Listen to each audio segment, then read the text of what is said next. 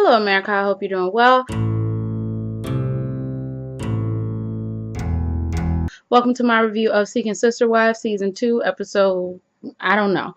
Okay, so before we get started, I won't say that I, as a person, look a mess, but my eyebrows are very bushy. I'm starting to turn back into that bushy eyebrow woman, and my hair needs to be done. So my hair looks a mess. But other than that, I look great. Anyway, my husband is home, so if you hear some noise in the background, he is living his life outside. Well, not outside, but you know. Anyway, I do have a podcast. It's called the Awkwardly Acceptable Podcast. It is available right up here, and I do have some music that is out that is also available right up here. You can visit my website, camerabrielle.com, and subscribe to my mailing list so you can find out everything that is going on with me. And also, I have a Patreon. You can subscribe to my Patreon. If you want to follow me on social media, you can find my contact info in the description box below. I have talked too much, so let's get this started. We didn't even see Sharice and Vanessa and Jeff this episode. So we're only talking about three couples. Colton and Tami and Sophie. Okay. So they are having a church service. Tami is playing the piano since they were kicked out of the community's church for being plural. For being a plural family. They have their own little church with, themselves and their daughter. They talk about their church experience in the confessional, and Sophie starts to cry because she's like, "You gave up church for me, and it's just crazy," and blah blah blah, whatever. I mean, honestly, she just seemed like she's so involved and invested in this, and Tami seems like she's not as involved and invested in this whole plural marriage relationship. Colton said that he's ready to have a third wife.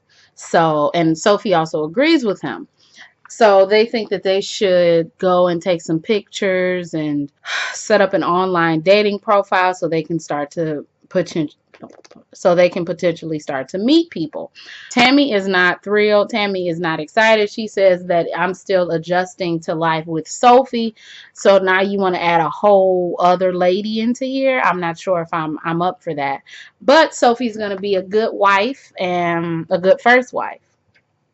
And she is going to accept the plural marriage lifestyle. Okay, so they take their pictures. They are making their dating profile. It seems like Sophie and Colton are really, really involved in this. And Tami is just like, you know what? I'm going to go. I'm going to let y'all do this. Colton gives like a look as she walks away. But I don't know. Tami could have been crying in that damn background. And it seemed like neither one of them would have cared. And it's supposed to be a sister wife, but I don't see a sisterhood between them. Okay. I see two people who are cordial with each other, since they have the same husband. But I don't see nobody who about to go out to dinner and, without Colton. And God, why is his name Colton? Like, but that's the end of their story. I don't really care. Also, they would accept a sister wife who has children because he wants to have more children, even though him and Sophie haven't had a child yet. But that doesn't stop the, I don't really know. I don't know. That don't stop his peen from being slung everywhere, because Sophie said maybe we can come out here a year and a half from now and have 3 wives looking for another one. Like, how many wives are you gonna have? How many? Let me know, because it's too many. 2 is too many, y'all. So you have it down where they live in 2 separate houses. So now what? They gonna live in 3 separate houses, and you gonna spend what, 2 days, and then have a day when you spend it with all of them? Actually, that kind of makes good sense. So I'm gonna stop talking because that's actually a good plan. Next, we see Ashley and Dimitri. They are back from Atlanta, and they are back in Atlanta, and they are going to ask Vanessa if she wants to move in with them. Ashley also says, the energy of LA was just amazing. It was wonderful. It was beautiful. How about we just move to LA? And I said, girl, how about y'all do? Okay. Because we went to LA, me and my husband. We went to LA for my birthday for like a week, 6 days. And when I tell you it was beautiful, wonderful, amazing, lovely, I can't stop thinking about it, and I would love to move there. Okay, so I'm like, girl, yes. He says that he doesn't, work in an office, so all he needs is a internet connection and an airport to do his business. What in the hell do this nigga do? Okay, that's what I want to know. Did they might have no? I don't know what these men do, but I know that they make some good ass money. Also, I'm pretty sure the show is paying them, but they make some good ass money. Okay? It's daylight, so the daytime is affecting the lighting. But what I don't understand is they want Vanessa to move in with them, but if they move to the West Coast, it's only like, I don't know if it's a 2-hour plane trip or a 2-hour drive from Washington to LA, but that's not a long time. Like, y'all living under one roof. How about y'all get married first? How long have they been dating?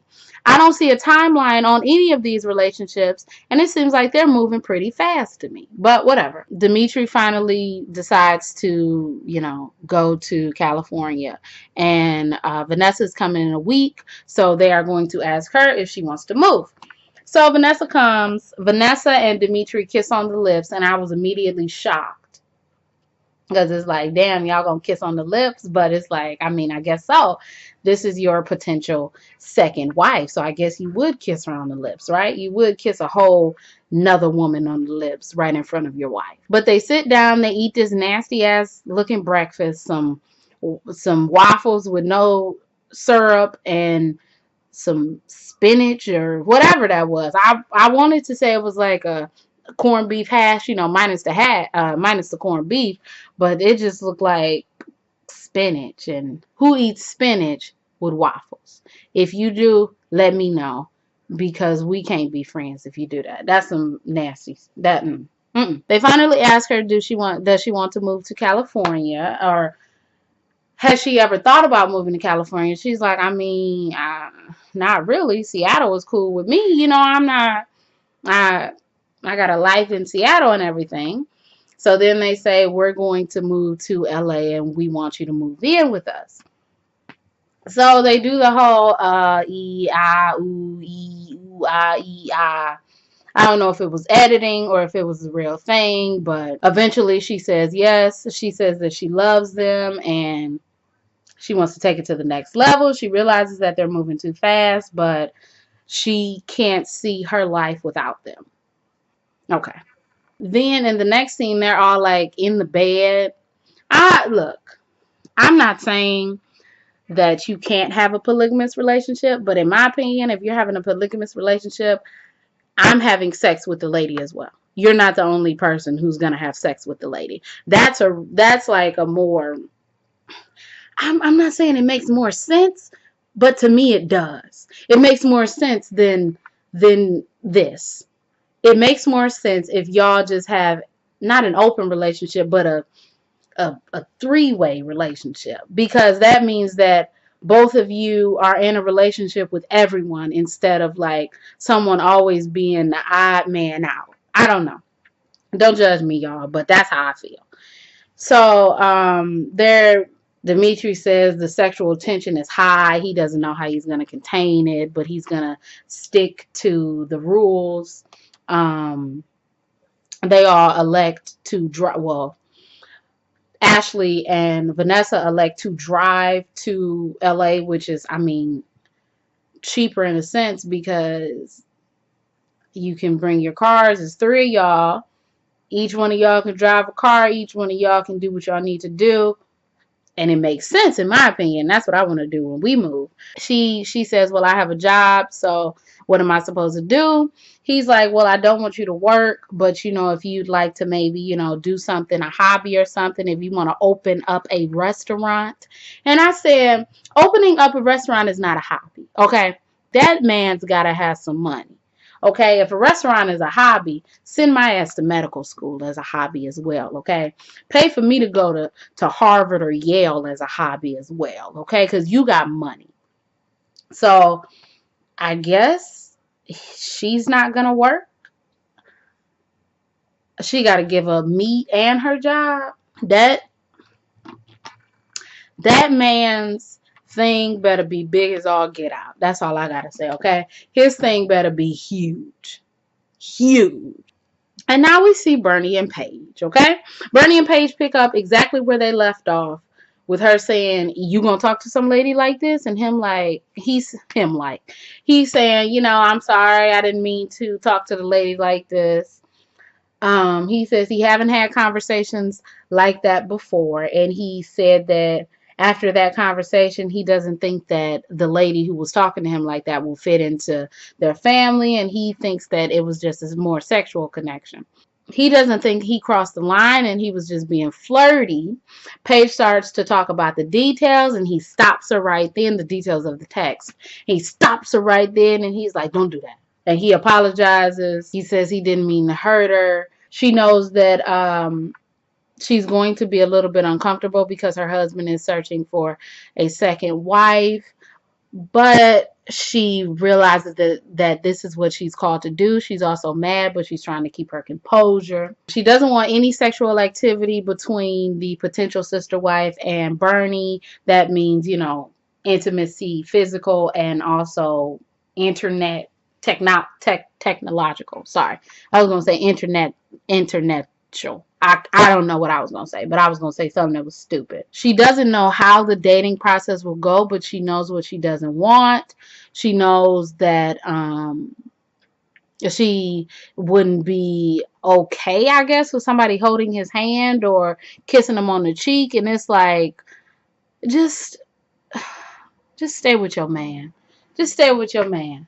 I don't get it. I don't get it. Just stay with your man. Just stay with the man that you have and live a life. And if y'all want kids, adopt. That's really, and go get you a friend. Because that's all that it looks like that she won't. I don't get it. She is nervous and apprehensive to continue, but she knows that this is what she's supposed to do. She says that she's going to keep a tighter eye on the girls, like Bernie wasn't saying, "Oh, okay." I don't know. I wish she had read some of them text messages because I was trying to figure out how deep Bernie went into it. Okay. Anyway, they go out to like walk the dog or whatever. They start to talk about Brandy again, the lady that they met last episode, the lady who's 40 and doesn't want children. So they Skype. Paige is like, "You say that you don't want children, but like if we brought in another lady who had children or you had or wanted young children, or I mean who wanted children, would you be okay with that?" She's like, "I'll be fine. I'll help out. I'll do everything. It's just sometimes I'm going to need my space because I done raised all my damn kids. Okay. I ain't trying to raise no little baby." Then they ask if she wants to meet them. And the editing was really bad because it was like, but yeah, yeah. And then, yeah, "I'd love to come meet you." Like, all this hesitation is bull crap. Just tell me if the person want to meet them or not, because this show ain't that damn interesting. That's number one. Okay, it's not that damn interesting for you to be giving me all these hesitations. But I guess that's the end. Yeah, that's the end of the entire episode. They did not show Jeff and his two wives, but I think it's going to start getting good next episode because Tami is not feeling this. I want to know how Paige is going to feel with this whole lady in her house. I want to know if Vanessa and Dimitri are going to have the sex. And if they have the sex, then where is Ashley going to be? I just want to know all of that. Also, but with that, I am done. Okay. I'm putting up a video every single day. So I'll be back tomorrow with another video. Who knows what it'll be about because I haven't thought about it. But if you all like this review, you can like, comment, and subscribe. You can follow me on Instagram. You can follow me on Twitter. You can subscribe to my Patreon, subscribe to my mailing list, and subscribe to the channel. My name is Brielle. I make beats. I sing songs. If you like what you see, come on along. Bye.